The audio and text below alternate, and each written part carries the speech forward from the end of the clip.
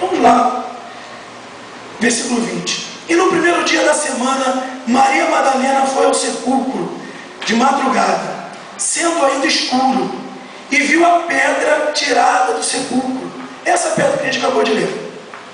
Correu, pois, e foi a Simão Pedro e ao outro discípulo a quem Jesus amava, e disse-lhes: levaram o Senhor do sepulcro, e não sabemos aonde puseram.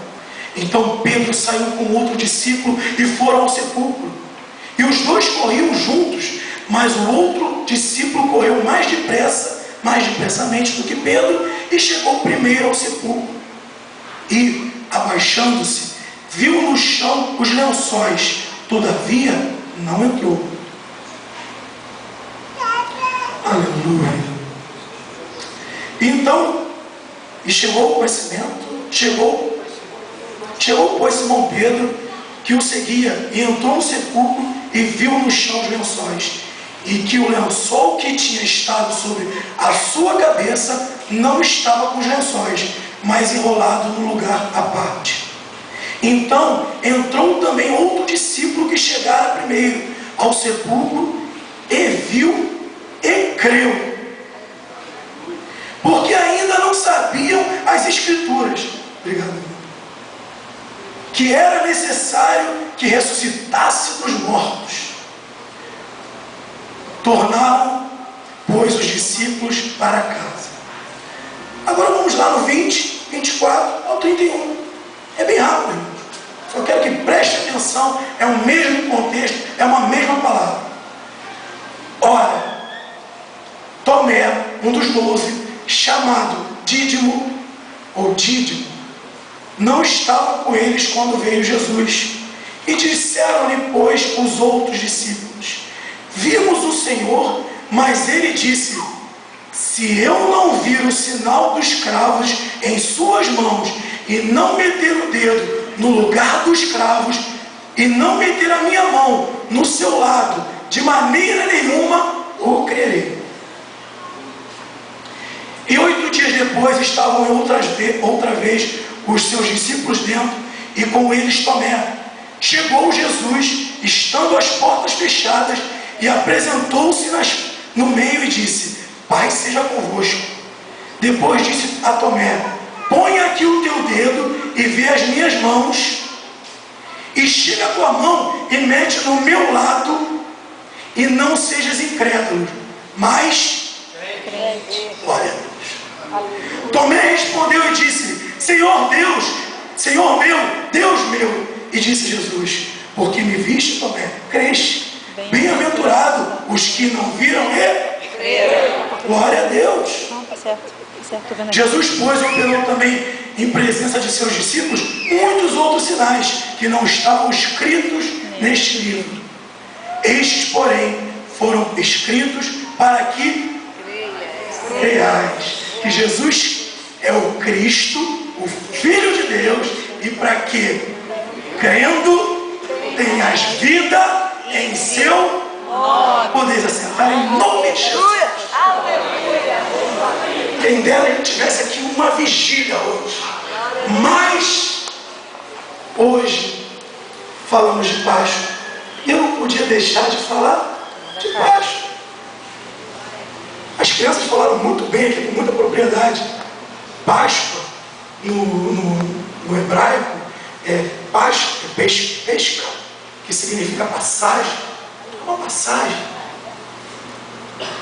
Essa talvez seja a passagem mais importante da Bíblia para os cristãos. Mais importante que o nascimento do Senhor Jesus. Mais importante do que a ceia que celebramos aqui. Celebramos em memória dele. Mas é mais importante essa passagem do que a ceia. Mais importante do que Paulo, mais importante do que Pedro, João, todos os apóstolos juntos.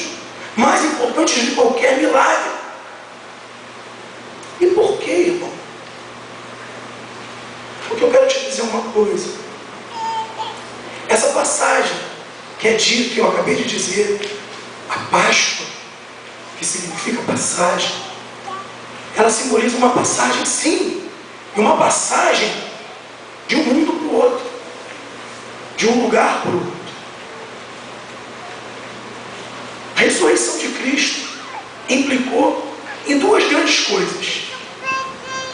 Antes de ele ressuscitar dos mortos, existia um mundo. E aquele mundo vivia as últimas horas dele. Quando Cristo ressuscitou, surgiu um novo mundo. E naquele momento, as primeiras horas daquele mundo começou.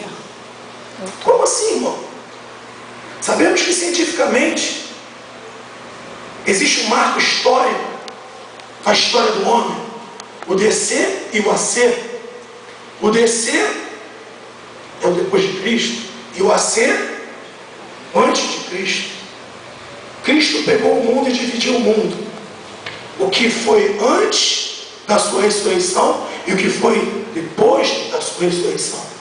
Por isso a passagem de um mundo para o outro, a passagem de um tempo para o outro.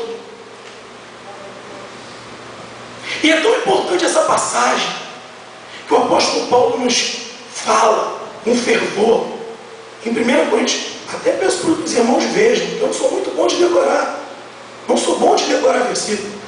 Se eu não me engano, 1 Coríntios 15, 14 ou 15, que o apóstolo Paulo fala o seguinte: se Cristo não tivesse ressuscitado, em vão seria a nossa pregação, em vão seria a nossa fé, em vão seria todo o berço do cristianismo. Glória a Deus. Como é importante, presta atenção, eu não entrei nem na mensagem. Eu tenho que falar isso como uma pregação, porque eu tenho visto, e hoje eu vi, as pessoas celebrando Páscoa.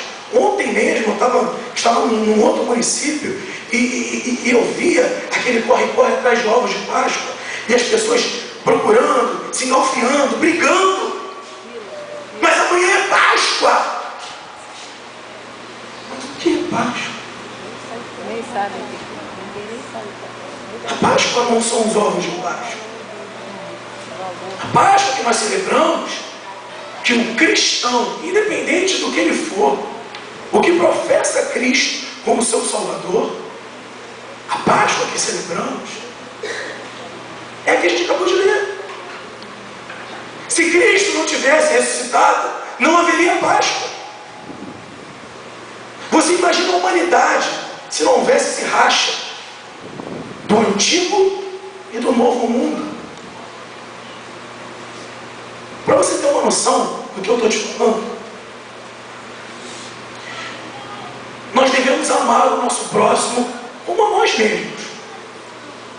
E o interessante é que após a Segunda Guerra Mundial, eles queriam fazer uma lei universal de direitos do homem, onde o homem deveria respeitar o seu próximo.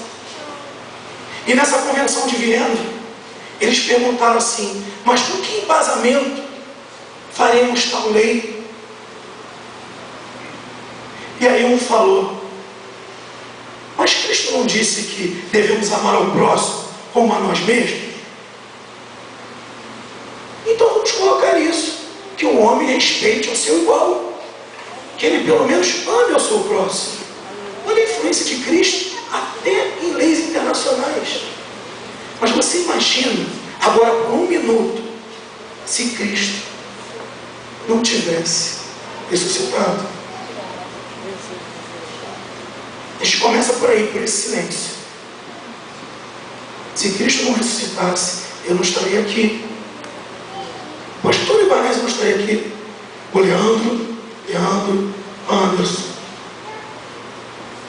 as irmãs, o irmão não estaria aqui hoje. O Alan não estaria aqui hoje. Não estaríamos aqui. Porque se Cristo não ressuscitasse, em vão seria a nossa fé. Em vão seria a nossa fé. Por isso a Páscoa é tão importante. Não celebramos apenas um nascimento. Não celebramos um nascimento. Isso é maior. Isso é bem maior. Cristo realmente morreu